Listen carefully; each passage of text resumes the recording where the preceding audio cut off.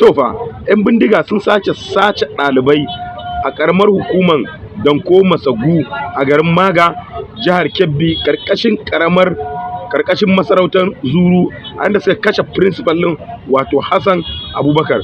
Wato lamarin nan ya faru ne a jiya, yadda suka kwashe ɗaliban da har yanzu ba a san yawansu ba, suka danna da su a cikin daji. To muna kira da duk wani matakan tsaro, duk wani mai faɗa a ji, in Allah a mayar da hankali a kokari a dawo da yaran nan, saboda kar abin da ya faru da Chibok Girls ya ƙara faruwa. A Najeriya na cikin wani yanayin da ake tunanin Donald Trump zai iya kawo mana hari kowane lokaci. To wannan zai iya zama dalili ne wanda zai bashi daman da cimma burinsa. Don haka dan Allah, saboda a dawo mai mutane da yaransu, kar kuma haka ya zo ya tarwatsa harkar ilimi, ya ƙara taɓarɓara harkar ilimi wanda ya riga ya taɓarɓare a arewacin Najeriya. Don haka da duk wani bariki da wani police barak da yake Zuru, wanda ni na riga na san su da kaina, na je wannan yankin, na ga harkar rashin tsaro, kuma na ga irin matakan tsaron da suke wajen dukan su. Ku Allah ubangiji ya tsare ku, kokari ku dawo da mutane yaran su lafiya. Amin.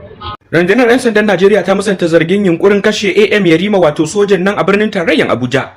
Ta cikin wata sanarwa da mai magana da yawun rundunar 'yan sandan Najeriya reshen birnin tarayyar Abuja, Joseph Ada, da ta fitar a safiyar wannan rana ta ranar Litinin 17 ga watan 11 na shekarar 2025, rundunar ta musanta zargin da ake na yunkurin kai wa sojan nan farmaki a birnin tarayyar Abuja. Inda sanarwar ta kara da bayyana cewa rundunar 'yan sanda da take da alhakin kula da tsaro da dukiya da lafiyar al'ummar birnin tarayya bata samu wani rahoto kan wannan yunkuri ba a duk fadin birnin tarayyar. Ta kuma kara da cewar al'umma ya kamata su ringa tantancewa kuma suna kula don gudun yada labaran ƙarya a tsakanin al'umma da zai tayar da hankali.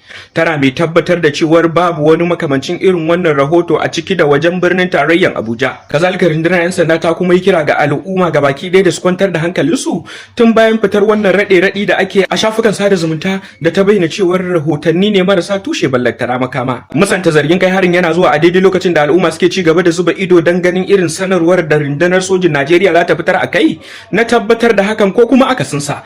Da har kawo yanzu awanni da faruwar lamarin, rundunar sojin Najeriya ita bata ce komai ba kan batun wannan al'amari. Kuma wannan duka ya biyo bayan rahotannin da suka fita a yammacin jiya Lahadi na zargin an kai wa sojan nan wato Ahmad Yarima farmaki a birnin tarayyar Abuja daidai lokacin da ya shiga gidan mai domin shan mai. Da rahotannin suka bayyana cewa ana bin shi da wasu motoci kirar Hilux guda biyu, inda daga bisani kuma ya kula tare da tsere musu.